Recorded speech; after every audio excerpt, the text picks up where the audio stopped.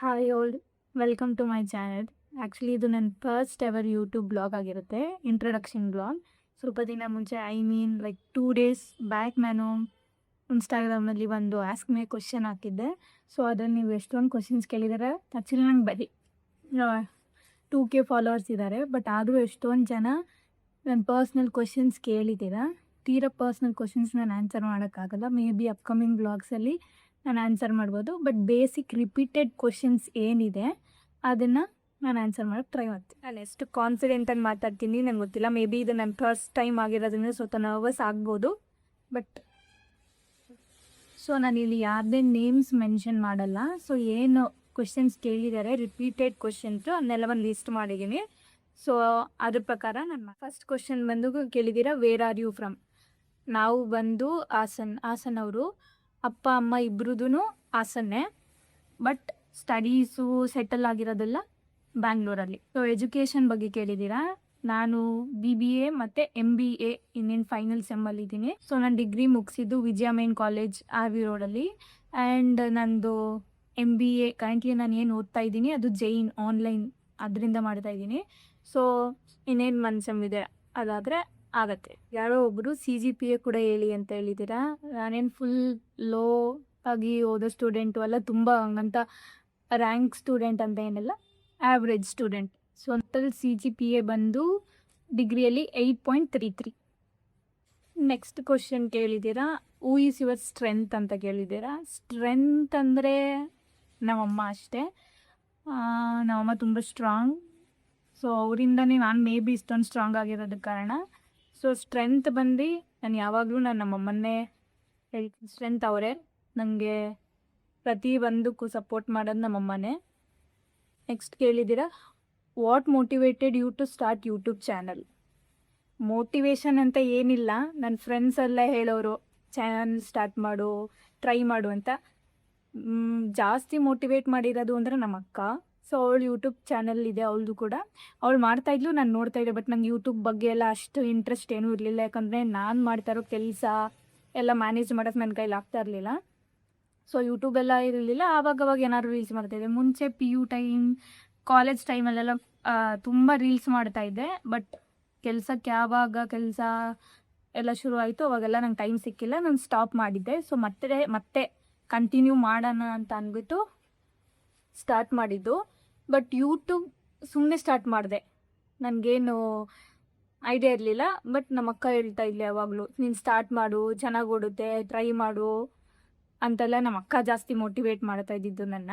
ಇನ್ನು ಆ್ಯಕ್ಚುಲಿ ಈಗಲೂ ನಂಗೆ ಬೈತಾ ಇರ್ತಲ್ಲ. ಇನ್ಸ್ಟಾಗ್ರಾಮಲ್ಲಿ ರಿಕ್ವೆಸ್ಟ್ ಮೆಸೇಜ್ಗಳು ನಾನು ನೋಡಲ್ಲ ಅಷ್ಟು. ರಿಕ್ವೆಸ್ಟ್ ಮೆಸೇಜಲ್ಲಿ ನಂಗೆ ಎಷ್ಟೊಂದು ಇವಾಗ ಏನಾದರೂ ಪ್ರಮೋಷನ್ಸ್ ಥರದ್ದು ಏನಾದರೂ ಒಬ್ರೊಬ್ರು ಕೇಳಿರ್ತಾರೆ, ಬಟ್ ನಂಗೆ ಟೈಮ್ ಇರೋದ್ರಿಂದ ನಾನು ನೋಡಲ್ಲ. ಜಸ್ಟ್ ನೋಡಿರ್ತೀನಿ, ಆಮೇಲೆ ರಿಪ್ಲೈ ಮಾಡೋಣ ಅಂತ ಅದ್ರ ಬಗ್ಗೆ ಮರ್ತೋಗ್ಬಿಟ್ಟಿರ್ತೀನಿ. ಬಟ್ ಅವಳು ಯಾವಾಗಲೂ ನಂಗೆ ಮೆಸೇಜ್ ಆಗ್ತಿರ್ತಾಳೆ. ಅವ್ರು ಏನಾದ್ರು ಹೇಳಿದ್ರ ಮಾಡೇ, ನಿನ್ಗೆ ಯಾಕೆ ಇಷ್ಟು ಇದು ಮಾಡ್ತಾಯಿದ್ದೀಯ, ಆಪರ್ಚುನಿಟೀಸ್ ಬಂದಾಗ ನೀನು ಯಾಕೆ ಸುಮ್ಮನೆ ಇರ್ತೀಯ ಅಂತ ಅವಳೇ ನನಗೆ ಜಾಸ್ತಿ ಮೆಸೇಜ್ ಮಾಡಿ ನಾನು ಮೆಸೇಜ್ ನೋಡಿ ರಿಪ್ಲೈ ಮಾಡೋ ಥರ ಆಗುತ್ತೆ. So YouTube motivation may be ನಮ್ಮ ಅಕ್ಕ, ನನ್ನ ಫ್ರೆಂಡ್ ಶ್ವೇತಾ. ಅವಳು ತುಂಬ ಹೇಳ್ತಾ ಇದ್ಲು. ನನಗೆ ಕಾನ್ಫಿಡೆನ್ಸ್ ಇತ್ತೋ ಇಲ್ವೋ, ಆ್ಯಕ್ಚುಲಿ ಅವಳು ನನ್ನ ಕೊಲ್ಲಿಗೂ ಆಗಬೇಕು, ನನ್ನ ಫ್ರೆಂಡು ಆಗಬೇಕು, ನಮ್ಮೂರವಳೆ. ಅವಳು ನಂಗೆ ಹೇಳ್ತಾ ಇದ್ಲು, ನನಗೆ 100% ಶ್ಯೂರ್ ಇದೆ, ನೀನು ಮಾಡು, ಯೂಟ್ಯೂಬ್ ಮಾಡು ಅಂತ ತುಂಬ ಮೋಟಿವೇಟ್ ಮಾಡಲಿ ಈಗ ರೀಸೆಂಟಾಗಿ. ಸೊ ನಾನು ಯಾಕೆ ಟ್ರೈ ಮಾಡಬಾರ್ದು ಅಂತ ಟ್ರೈ ಮಾಡ್ತಾಯಿದ್ದೀನಿ. ಒಂದು ಕ್ವಶನ್ ಕೇಳಿದ್ದಾರೆ, hi Priya, traditional lifestyle and modern work style which is closer to your real personality ಅಂತ ಕೇಳಿದ್ದೀರಾ. ನಾನು ಇದರಲ್ಲಿ ಟ್ರೆಡಿಷ್ನಲ್ ಲೈಫ್ ಸ್ಟೈಲೇ ಚೂಸ್ ಮಾಡ್ತೀನಿ. ಯಾಕಂದರೆ ಮಾಡ್ರನ್ ವರ್ಕ್ ಸ್ಟೈಲ್ ಎಲ್ಲ ಏನಿದೆ ಅದು ನಾನು ಜಸ್ಟ್ ಏನು ಕೆಲಸ ಮಾಡ್ತೀನಿ, ಇವಾಗ ಏನು ನಾನು ವರ್ಕ್ ಮಾಡ್ತಾಯಿದ್ದೀನಿ ಅಲ್ಲಷ್ಟೇ ಆಗುತ್ತೆ. ನಾವು ಮನೆಯಲ್ಲಿ ಮಾಡ್ರನ್ನಾಗೆಲ್ಲ ಇರೋಕ್ಕೆ ಆ ಥರ ಎಲ್ಲ ಏನಲ್ಲ. ಎಲ್ಲಿ ಹೆಂಗಿರಬೇಕು ಆ ಥರ ಇದ್ದೀನಿ. ಇವಾಗ ಆಫೀಸ್ಗೆ ಹೋದರೆ ಮಾಡ್ರನ್ ಆಗಿರಬೇಕು, ಮನೇಲಿದ್ದರೆ ಎಲ್ಲೆಲ್ಲಿ ಹೇಗೆ ಇರಬೇಕು ಆ ಥರ. ಬಟ್ ನನಗೆ ಜಾಸ್ತಿ ಇಷ್ಟ ಟ್ರೆಡಿಷ್ನಲ್ ಲೈಫ್ ಸ್ಟೈಲೇ ನಂಗೆ ಜಾಸ್ತಿ ಇಷ್ಟ. ಸೊ ಇದೇ ನನ್ನ ಪರ್ಸ್ನಾಲಿಟಿಗೆ, ರಿಯಲ್ ಪರ್ಸ್ನಾಲಿಟಿಗೆ ಜಾಸ್ತಿ ಕ್ಲೋಸರ್ ಇರಬೇಕು. Next, what makes you happy ಅಂತ ಕೇಳಿದ್ದೀರಾ.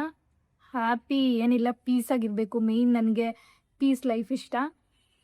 ಜಾಸ್ತಿ ನಾನು ಶಾಪಿಂಗ್ ಮಾಡ್ತೀನಿ, ಟ್ರಾವೆಲಿಂಗ್ ತುಂಬ ಇಷ್ಟ ಆಗುತ್ತೆ, ಅದರಲ್ಲಿ ಜಾಸ್ತಿ ನಾನು ಖುಷಿ ಪಡ್ತೀನಿ. And food different types of ಫುಡ್ನ ಟೇಸ್ಟ್ ಮಾಡೋಕ್ಕೆ ನಂಗೆ ತುಂಬ ಇಷ್ಟ. ಸೊ ಏನಿಲ್ಲ, ಜಸ್ಟ್ ಪೀಸ್ ಎನ್ವಿರಾನ್ಮೆಂಟ್ ಇದ್ದರೆ ನಾನೇ ಖುಷಿಯಾಗಿರ್ತೀನಿ. ಅಂಥದ್ದೇ ಬೇಕು, ಹಿಂಗೆ ಇರಬೇಕು ಅನ್ನೋ ಥರ ಏನೋ ಪೀಸ್ ಮೇಯ್ನ್ ಇಂಪಾರ್ಟೆಂಟು. ಸಿಬ್ಲಿಂಗ್ಸ್ ಕೇಳಿದ್ದೀರಾ, ಹೆಣ್ಮಕ್ಳೇ. ನಮ್ಮ ಅಕ್ಕ ಇದ್ದಾರೆ ಆ್ಯಂಡ್ ನಮ್ಮ ಅಕ್ಕಂಗೆ ಆಲ್ರೆಡಿ ಮದುವೆ ಆಗಿ ಮಗು ಕೂಡ ಇದೆ. ಆ್ಯಂಡ್ ನಾನು ಆಲ್ರೆಡಿ ಚಿಕ್ಕಮ್ಮ ಕೂಡ ಆಗಿದ್ದೀನಿ. ಆ್ಯಂಡ್ ಅವ್ರದ್ದು ಯೂಟ್ಯೂಬ್ ಚಾನಲ್ ಇದೆ, ಮೇ ಬಿ ನಾನು ಡಿಸ್ಕ್ರಿಪ್ಷನಲ್ಲಿ ಹಾಕಿರ್ತೀನಿ, ನೀವು ಸಬ್ಸ್ಕ್ರೈಬ್ ಮಾಡ್ಬೋದು. ನೆಕ್ಸ್ಟ್ ಕೇಳಿದ್ದೀರಾ, what is your first salary and how much experience do you have ಅಂತ ಕೇಳಿದ್ದೀರಾ.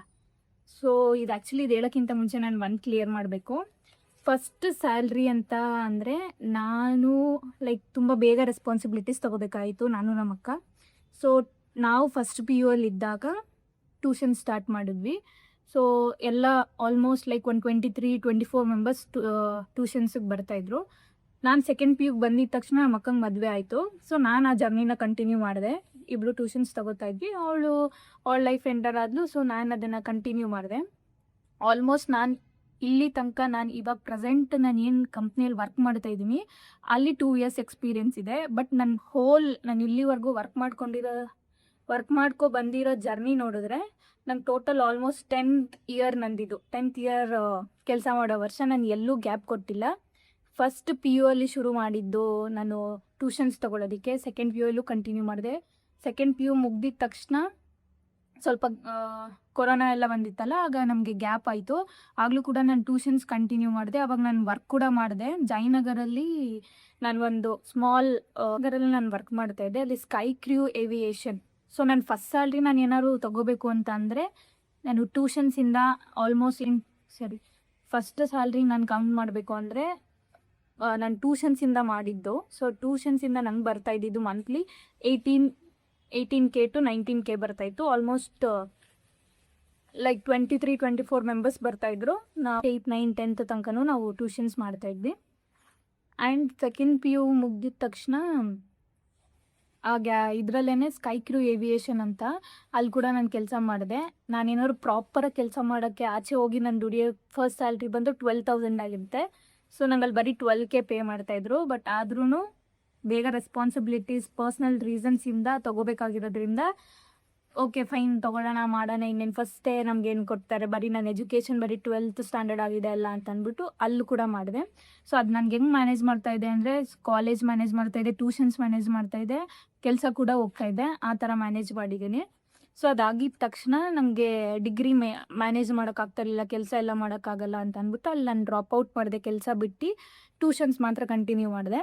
ಸ್ಟಡೀಸ್ ಮತ್ತು ಟ್ಯೂಷನ್ಸ್ನ ಮ್ಯಾನೇಜ್ ಮಾಡ್ಕೊಂಡು ಬಂದು ಇನ್ನು ಫೈನಲ್ ಇಯರ್ ಡಿಗ್ರಿ ಇನ್ನೇನು ಲಾಸ್ಟ್ ಮಂತ್ ಇದ್ದಾಗ ಮಕ್ಳಿಗೂ ಟ್ಯೂಷನ್ಸ್ ಎಲ್ಲ ಕಂಪ್ಲೀಟ್ ಮಾಡಿ ಸೊ ನಾನು ನೆಕ್ಸ್ಟ್ ಕೆಲ್ಸಕ್ಕೆ ಹೋಗಬೇಕು ಅಂತ ನಾನು ಟ್ಯೂಷನ್ ಜರ್ನಿ ಮುಗಿಸ್ದೆ ಅಲ್ಲಿ. ಸೊ ನೆಕ್ಸ್ಟು ನಾನು ಅಂದ್ಕೊಂಡಿರೋ ಥರ ಕೆಲ್ಸಕ್ಕೆ ಹೋಗೋಕ್ಕಿಂತ ಮುಂಚೆ ಹುಡ್ಕೋಕ್ಕೆ ಟೈಮ್ ಬೇಕಾಗಿತ್ತು. ಸೊ ನಾನು 3 months ತಿರ್ಗಾ ಜಯನಗರಲ್ಲೇ ಈಸಾ ಮೀಡಿಯಾ ಟೆಕ್ನಾಲಜಿ ಅಂತ ಅಲ್ಲಿ ಕೂಡ ವರ್ಕ್ ಮಾಡಿದೆ 3 months. ಅಲ್ಲಿ ನಂಗೆ 16K ಏನೋ ಪೇ ಮಾಡ್ತಾಯಿದ್ರು. ಅಲ್ಲಿ ನಾನು ವರ್ಕ್ ಮಾಡಿದೆ. ಹಂಗೆ ಮಾಡ್ತಾನೆ ನಾನು ಇವಾಗ ಕರೆಂಟ್ ಜಾಬ್, ಸೊ ನೀವು ಅದನ್ನು ಕೇಳಿದ್ದೀರಾ ನೀವು ಎಲ್ಲಿ ವರ್ಕ್ ಮಾಡ್ತಾ ಇದ್ದೀರಾ ಇವಾಗ ಅಂತ. ನಾನು 2 yearsಯಿಂದ ವರ್ಕ್ ಮಾಡ್ತಾ ಇರೋದು. ನಾನು ಮಾನ್ಯತಾ ಟೆಕ್ ಪಾರ್ಕಲ್ಲಿ ವರ್ಕ್ ಮಾಡ್ತಾ ಇದ್ದೀನಿ.